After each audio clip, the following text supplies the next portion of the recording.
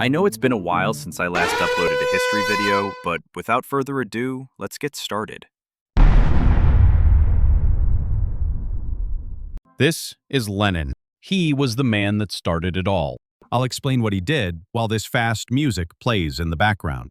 Lenin was originally exiled to Europe, but he returned to Russia in an attempt to overthrow the Russian government. Luckily for him, the government was getting a lot of bad press at the time, so Lenin and his boys easily took over. While he was president, Lenin made the country communist, quit World War I, started a civil war, caused an economic collapse, and killed 5 million people. Then he got shot and died. So then this fool Stalin came to power. He had some rivals, but many of them disappeared, which was good news for him. And so Stalin was in charge. Some people argue he was an even worse leader than Lenin. He launched aggressive 5-year plans to industrialize the USSR. Built cities, railroads, and factories, clearly ignoring the millions that died of starvation and overwork.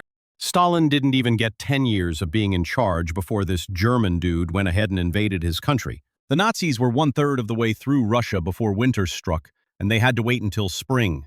But unluckily for them, the Soviets were trained winter fighters, so they shoved the Nazis all the way back to Germany. Since they were allies in this war, the USSR, the UK, and the US were on pretty good terms.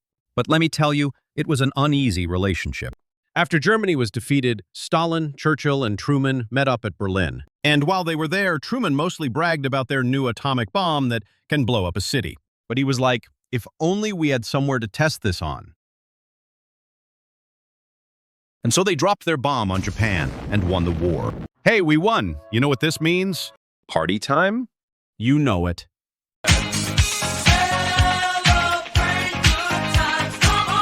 Okay, that's enough partying. Now we have to rebuild the continent. Stalin, you're responsible for Eastern Europe. We want you to hold elections all around the eastern area. On his car ride home, Stalin was like, No, I think I'm going to continue being a dick. Stalin installed a bunch of communist governments in Poland, Romania, Bulgaria, Hungary, and Czechoslovakia. Oh, and East Germany, too. When World War II ended, Germany was split in half. Stalin got the East, and the Allies got the West. The way Winston Churchill said it, it seemed like an iron curtain split the continent in half. The East was a communist regime, while the West was a capitalist regime. The Allies were obviously out to stop the Soviets from expanding. So when the Soviets started pushing toward the direction of Greece or Turkey, you could say they got a rather harsh welcome from the West. But then the US literally went up to Stalin's face and said this.